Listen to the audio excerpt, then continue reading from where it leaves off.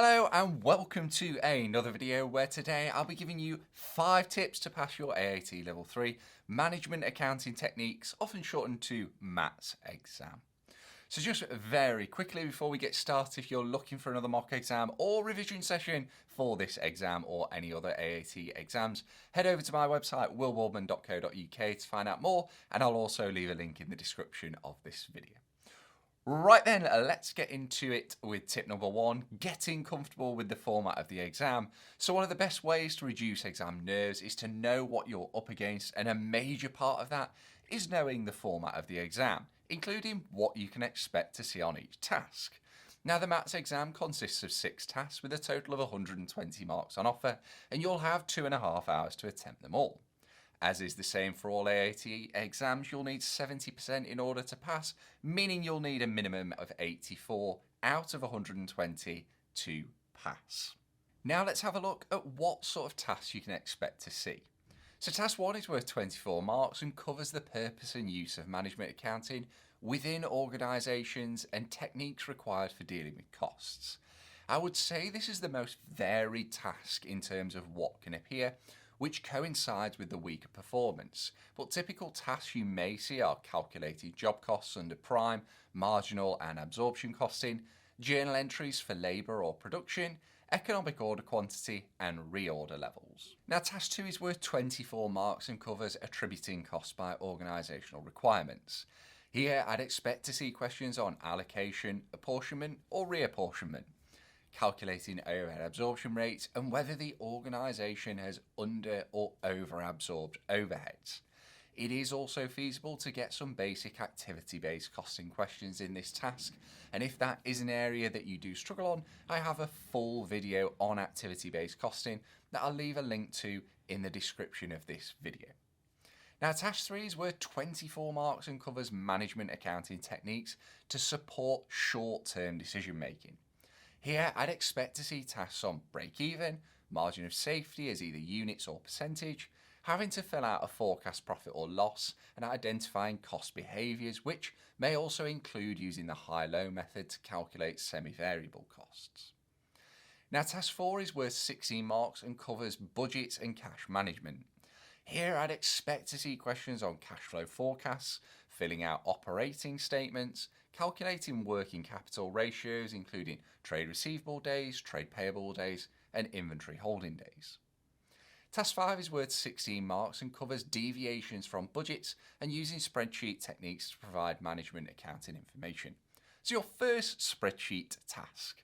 I'll be going into Excel in more detail later on in this video, but from an accounting perspective, I'd expect you to have to prepare a cash budget or operating statement to show projected profits, or potentially both. Now task 6 is worth 16 marks and covers budgets, again from spreadsheet information.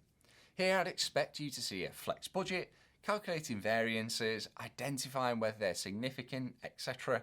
There will be quite a big significance on your Excel ability within this task, and I do think most students lose marks in this task due to mistakes within the Excel specific elements rather than the accounting knowledge. Tip number 2, read through the weaknesses on the examiner's report.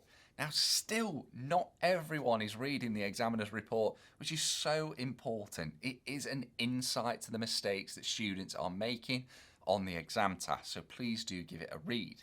It can be found in the AAT Lifelong Learning portal under the Maths unit.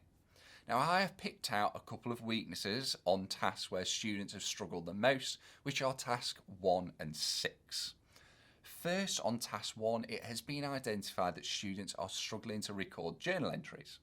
This would usually come in 2 forms, and that's either the payroll journals or the production journals, where you've got to show the movements between departments. Now, the wage journal doesn't really change. It's going to be selecting the relevant expense code and the wages control. On the production journals, remember that inventory is an asset, so to increase the value within the inventory, we need to debit the account, and if it's decreasing in value, so the inventory is being moved into production or being sold, then this would lower the inventory value and therefore be a credit in our inventory account. And then for task 6, the main weaknesses identified are really around the Excel functionality, and they are using the goal seek function, creating a line chart through the use of the forecast function, and using data validation to select from a list.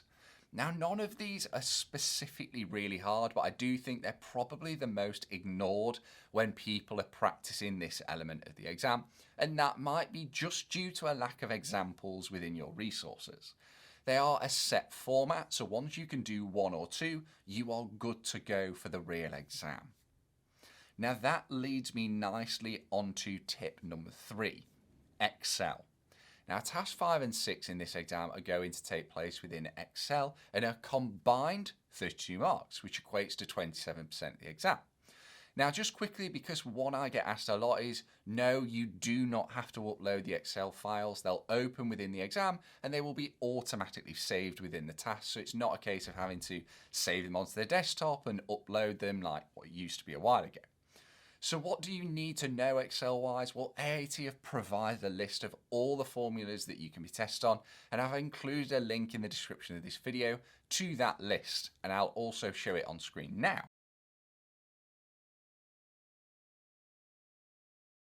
Now, in terms of accessing Excel, there are free versions available, such as LibreOffice or Google Sheets. But to get the full version, it is possible to just buy it, or what I'd probably recommend doing is just getting an Office 365 subscription for 1 or 2 months. It is £8.49 a month, but if you're only going to need it for a couple of months to practice, then it probably is worth it. Now, tip number 4, stop just memorizing formulas. One that I get so often in this exam is students saying that there are so many formulas to remember, but actually it doesn't have to be. The problem when someone says that you need to use X formula to calculate something is that you immediately shut off trying to think about what you're actually doing and focus solely on trying to remember the equation. Typical examples of this are such as break-even and margin of safety. If you understand what you're doing, you do not need a formula to calculate these. Now, it doesn't apply to everything. If you've got something like economic order quantity, you are probably going to need to remember the formula, but there are very few that you actually have to remember. With that in mind, what I'd say is before you hop straight to the formula to answer a question, try look at the information available and answer it logically first. Now, tip number 5, accessing the MATTH mocks on the AAT Lifelong Learning Portal.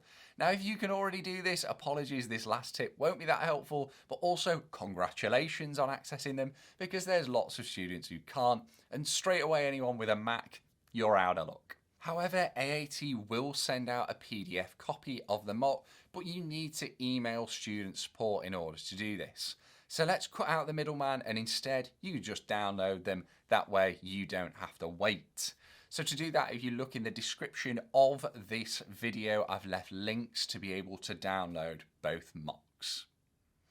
And that wraps up my 5 tips on passing the AAT Level 3 Maths exam. I hope you found this video useful, and remember, if you have, hit that like button and subscribe to the channel for more AAT content. Thanks again for watching. I'll catch you in the next one.